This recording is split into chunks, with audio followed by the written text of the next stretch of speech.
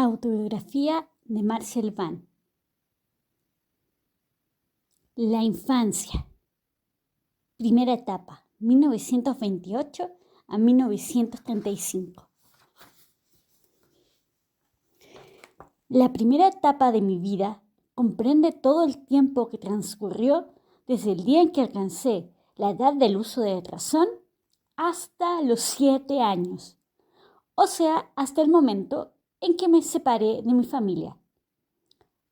Pasé esos 7 años como una rosa bajo los cálidos rayos del sol primaveral. Alrededor de mí, todo respiraba alegría, todo reflejaba belleza, sobre todo en mi familia.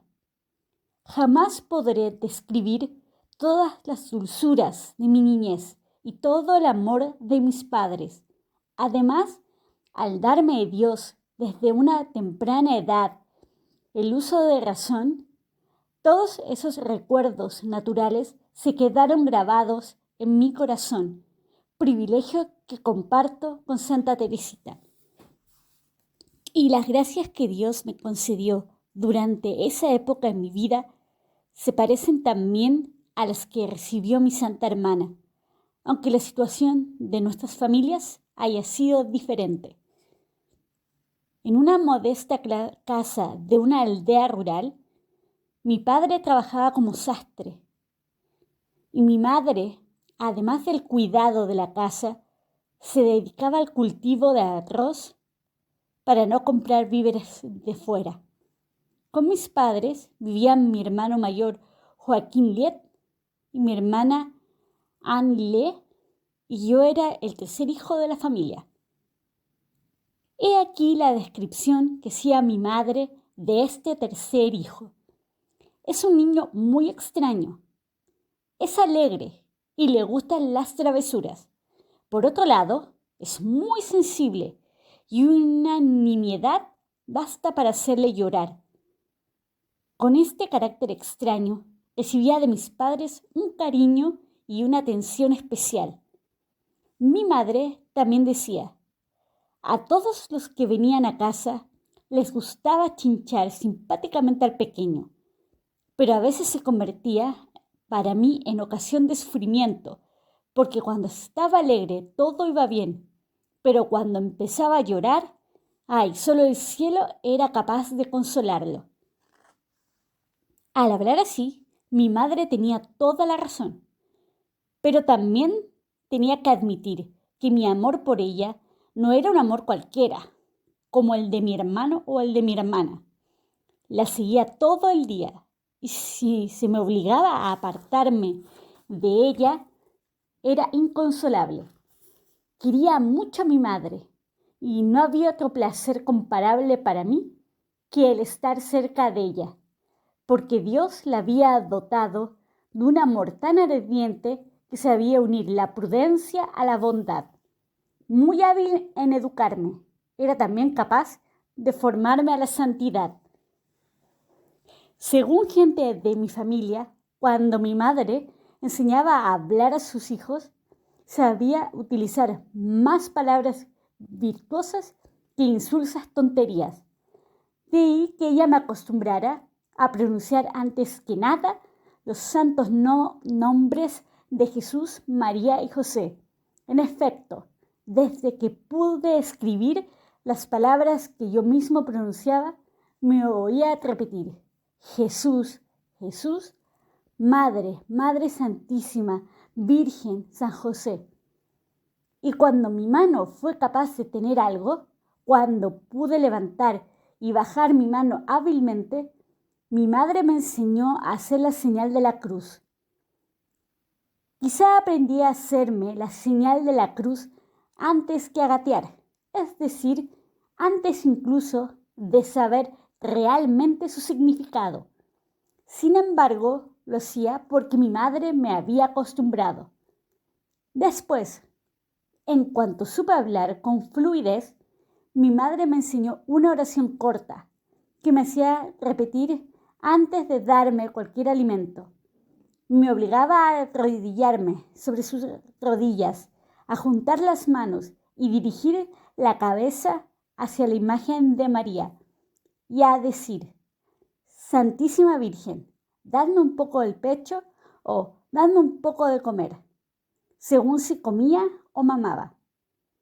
Y cuando había terminado, me dirigía de la misma manera a María, diciéndole: Santísima Virgen, gracias por haberme saciado. Esa costumbre contribuía a hacerme más feliz, de forma que muchas veces repetía esas palabras, aunque mi madre no me diera de comer. En poco tiempo, mi madre me enseñó a recitar de memoria el Padre Nuestro, el Ave María y el Gloria. Después me inició en el rezo del rosario, y a partir del día que supe decir esa oración, según su testimonio, me volví cada vez mejor y más manso. Mi madre también decía: cuando estaba triste o enfermo, me invitaba a rezar el rosario para consolarlo. Realmente, padre, en aquel tiempo, aunque era muy pequeño todavía, la Virgen me dio la gracia de sentir una emoción real cuando le ofrecía aquellos ramos de flores espirituales. Cada vez que rezaba el rosario, mi alma se sentía colmada de una alegría, como si la Santísima Virgen hubiera estado cerca de mí, sonriéndome y cubriéndome con sus besos de madre. Y como muy fácilmente sentía aquella dulce emoción, hubiera querido que mi madre rezase continuamente el rosario.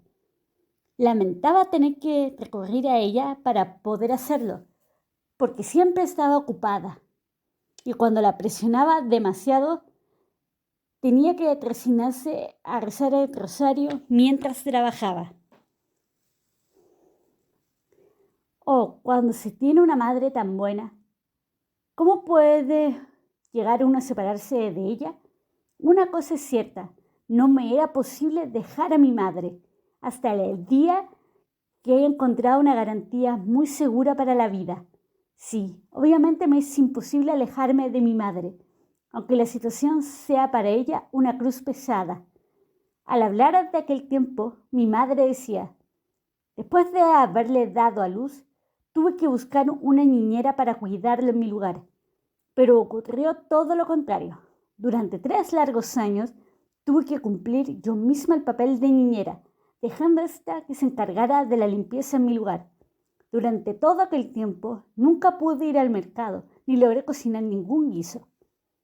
Ay, por amor a mí, mi madre tuvo que sacrificar muchos gustos, pero gracias a ello pude medir hasta qué punto llegaba su bondad y su indulgencia para conmigo. Para ella, la niñera no era una mujer sin valor, al contrario, era una persona con muchas virtudes, que además me quería mucho.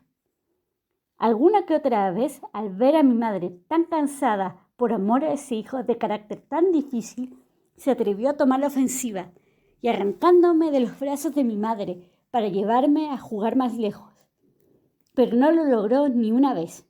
Apenas podía llevarme hasta la entrada de la calle y tras media hora o más tenía que devolverme a mi madre. Un día que la criada quería llevarme a un lugar, yo me negaba y la asediaba a preguntas. ¿Mi mamá viene también? No, tu mamá está ocupada. Entonces no voy. Ah, ¿no vas?, dijo la criada, y me llevó inmediatamente con ella. Algunos minutos después tuvo que traerme de nuevo. Llevaba por toda la cara las huellas de mis uñas. Mi madre me contó esta historia un poco antes de mi primera comunión. Yo me sentí muy arrepentido y aunque no había visto a aquella niñera desde hacía mucho tiempo, rogué a mi madre que cuando la viera le pidiera perdón por aquella falta. La niñera, viendo mi arrepentimiento, me perdonó fácilmente.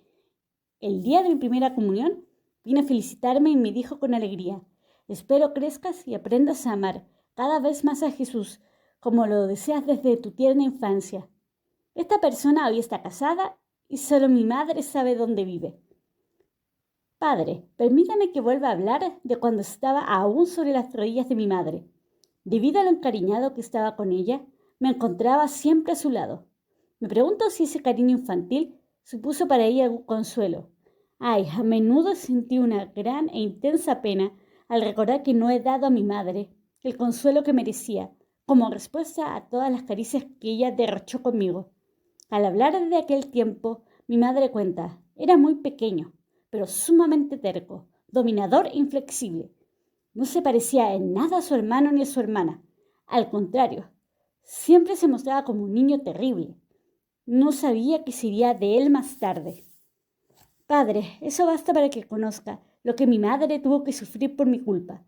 Y lo que más le hacía sufrir era que, según cuenta ella misma, si me parecía a Teresita en mi terquedad, no me parecía nada a ella cuando se trataba de arrepentimiento. Hay una cosa que mi madre, con gran sigilo, con mucha prudencia y con miedo de que yo pudiera oírlo, dijo. A pesar de aquellas precauciones, el secreto llegó hasta mis pequeñas orejas. Felizmente, dijo ella, hay una cosa en él que me consuela mucho. A pesar de sus defectos, cuando empleo para corregirlo palabras de afecto, obedece inmediatamente y hace todo lo que se le dice. Aunque mi madre me haya ocultado eso, con la intención de preservarme de todo amor propio, si me examino, veo claramente que en aquel tiempo, como siempre, si ella quería ser obedecida, solamente tenía que hablarme con dulzura. Si por el contrario empleaba el rigor, no lograba sino ponerme más terco. Dios me ha dado un corazón sensible, de modo que si alguien me amenazaba, experimento más temor que odio. Pero si encuentro a alguien que me trata con amor y dulzura, me siento atraído muy fácilmente hacia él.